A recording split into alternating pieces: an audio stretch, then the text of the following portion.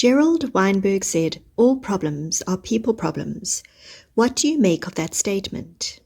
I think the best answer I can give is my favorite answer in complexity, and that is it depends. I don't think that we can remove context from that question.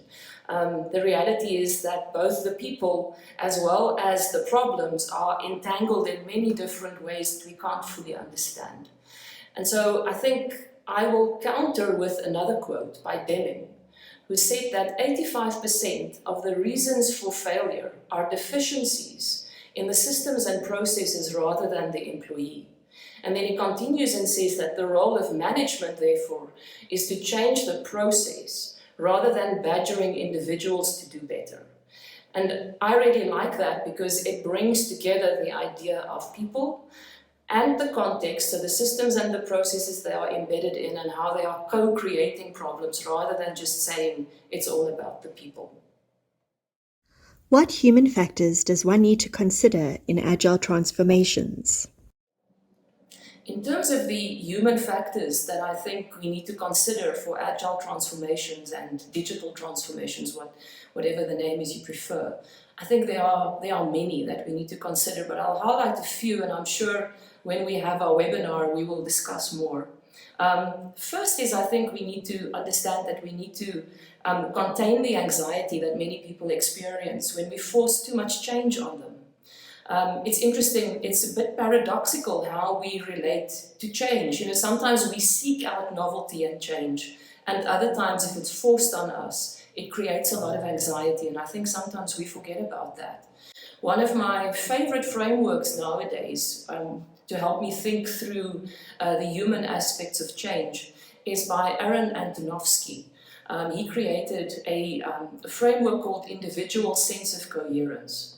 And there's a lot of evidence that this has a very strong relationship with the collective or organizational resilience. So he talks about three factors that make up an individual sense of coherence, which in essence means that individuals or people could feel that their internal and external worlds make sense. So he talks about three things. One is comprehensibility. Can I understand what is going on? Can I make sense? The second is manageability.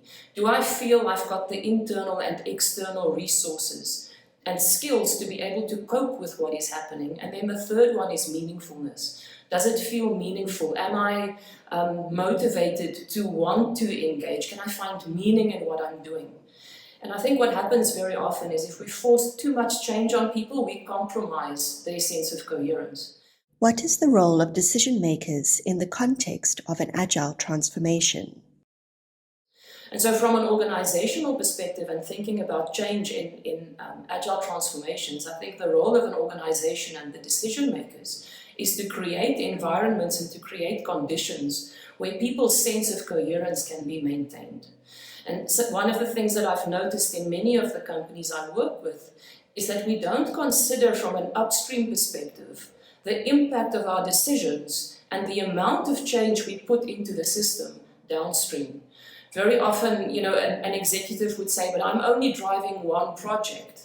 But that one project with all of the various silos that's involved, in the end amounts to a huge amount of change downstream for the people who are at the receiving end of this. So on the one hand, I think we need to think about limiting change in progress the same way that we limit work in progress. And I'm sure we'll explore this in more detail when we are doing our webinar later this month. What have been your sources of inspiration in your own journey of understanding human factors? My inspiration, where I draw inspiration from, thinking about people and how they respond to change. I am a naturally curious person, so I draw inspiration from multiple places.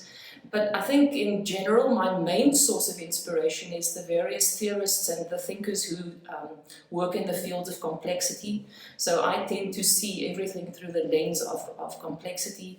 Then also anthropologists like Gillian Tett, Antonovsky I've already mentioned, and then also the field of systems psychodynamics and how socio-technical systems work and all of the various unconscious processes that happen there.